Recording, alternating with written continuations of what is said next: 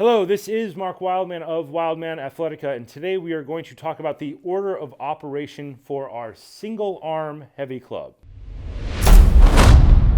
The single arm heavy club is very different from the two-hand heavy club program. I mean, vastly different. They're 100% different programs. When we think about our single arm heavy club, this is the branch. We have kettlebell training in all of its various forms. We have two-hand club. We have single hand club. We have mace. Mace is kind of over here in two-hand, single hand land. It exists between the two, but it's treated more like single hand. We think about our order of operation. The most important exercises that we can possibly learn with a club, or a mace for that matter, are inside circle, outside circle, and shield cast. The single arm versions, of course. Those lead us through a series of progressions to the inside pendulum, outside pendulum, and 180-degree rotating pullover. And then those lead us to the mill, reverse mill, and the swipe. There can be intermediate steps in here, or it can be as simple as this. I like to add a bunch of intermediate steps because I make a drill for absolutely everything. If somebody is having a problem with something, then I make a drill for it. If anybody has a problem with something, I make a drill and I make everybody do it because I'm just shotgun solving problems all the time.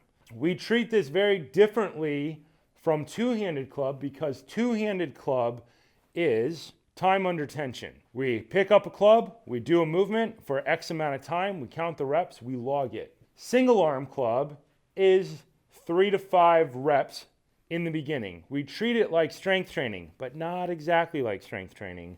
It's strength training with no breaks. None. Zero, zip, zilch, nada. You pick the club up, it doesn't go down until you're done. We do that with volume cycles.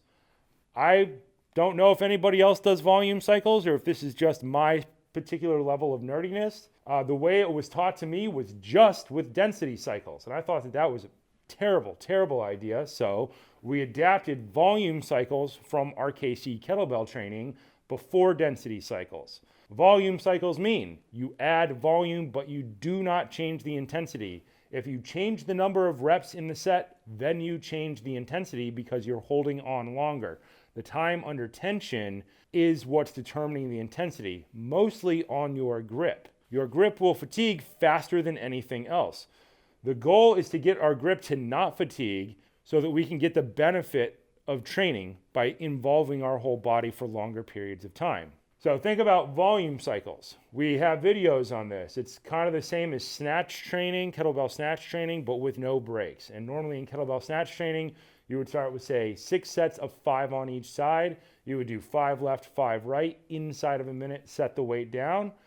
Hopefully you'd have a 30-second break, and then you would start over. That really gives each hand about a 45-second break, which is not like full-on barbell training, which is super heavy weights where your breaks are 3 to 5 minutes between rounds. We start with our volume cycles. It's like that, but it's not an EMOM. We're not doing 5 and 5 and setting the club down. We're doing 5 and 5 and then not setting the club down until we're done. So we would do set 1, 5 and 5, set 2, 5 and 5. Set 3, 5 and 5, set 4, 5 and 5. People will start with 4 sets of 5 or maybe 5 sets of 5 and then go 6 sets of 5, 7 sets of 5, 8 sets of 5, 9 sets of 5, 10 sets of 5, building up to our century, which is 20 sets of 5, which is 100 reps on each side for each exercise. So the intensity is staying the same because we're staying at 5 reps per set. You could also take it down to 3 reps per set or 4 reps per set if you don't have available weights. So there's a bunch of tricks you can do to get around not having weights. All of those fancy tricks will probably go away now that 8X Club is out. We can go ahead and micro load weights, not in between sets, but at the beginning of the workout. So the intensity stays the same by doing sets of 5, and then we're adding the volume, more and more volume. So if you have 6 sets of 5, on each side, 6 times 5 is 30. On each side, 2 hands is 60 times 3 exercises is 180, right? Am I doing that right? Yeah. Even our light workouts have a lot of muscle firing in them. That's the secret of doing single arm club training. You're trying to get a lot of reps, specifically core firing, decelerating, accelerating. Every time you decelerate or accelerate a weight, If it's a lever, it will transfer through your core, down your hip, and into your feet. The longer the lever, the harder that is. With clubs, we don't want the lever to be so long that when our arm is straight, the club crushes our toes. That's kind of the general rule. It needs to not crush your toes so that you can effectively do the swinging. That's why sometimes when you're holding a mace at the middle of the middle, you treat it like a club. But if you're holding it at the bottom, you treat it like a mace. It jumps back and forth. That's kind of a side note. We would do our inside circle or outside circle in our shield cast for volume cycles. When you finish your volume cycle, you have 3 options.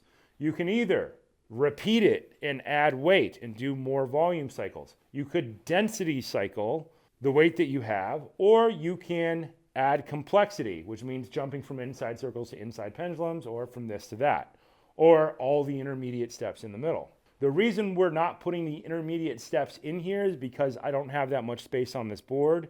When this is actually all written out, it's about 25 pages long. For the short version of this program, usually when we finish a volume cycle, we do both. We do 2 of these at the same time. We either add weight and start over, creating a heavy day, and then having a light day, which would do density, or we would then have a heavy light day by doing a heavy light complexity. I know it's a lot of stuff, but eventually it will make sense. Basically, you have to write all of this stuff down and start, and then this is the important part. Add weight, density, or complexity as your option at the end of a goal cycle. So that's the basics of the order of operation for a single hand club. This goes on for an extremely long period of time. For men, it was 15-pound club for years, and that was what your test was. Your test was mill, swipe, and hammer swing. I don't deal with hammer swing because I just don't like hammer swing. I don't think it's all that useful. I think there are other things that do that better. Say the hydrocore does that way better than the club, way less dangerously. And then coaches were 20-pound clubs for men, and advanced coaches were 25-pound clubs. Think about just getting through this order of operation with a 25-pound club. Most people never made it. I mean, almost nobody made it that far because they didn't have enough intermediate steps in the middle and they didn't do the volume cycle. This part was kind of not there at that point. But we've gotten a lot smarter over the years. Ladies, I think they had to do, head coach I think was 20 pounds, but they had only 10, 15, and 20. So usually we prolonged and we made more intermediate steps for the ladies because relative to their body size, the jump in weight was heavier. Now that there's the 8X club and we will be able to micro load weights, we're not going to have that problem. Anybody in the world should be able to hit head coaching level status with 25 pounds for these exercises. No problem with the 8X because we can make more volume cycles with much smaller jumps, which is going to make the whole system just work way, way, way better. It essentially becomes mathematically perfect. It becomes a perfect form of training in that beautiful math nerdy kind of way. So we are going to continue to make videos about this. If this doesn't make sense, let me know. This whole thing is going to become a trackable section in the app. The two-handed club program is the one that's going to be the beginning of the app because just doing the two-handed club program could take people years. I mean, at the short version, it's 3 years. At the long version, it's 5 years. And then the single arm club, we can hammer through that for as long as we need to in order to get the results that we want. Specifically because we have the 8X club and we'll be able to just make smaller and smaller and smaller jumps.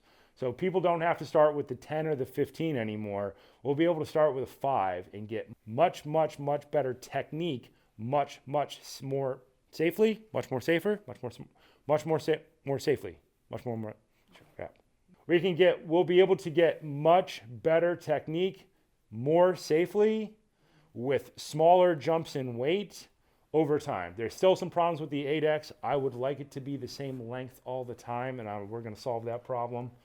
We'll solve that problem in a month or two. This has been Mark Wildman of Wildman Athletica with nerdy, I don't know,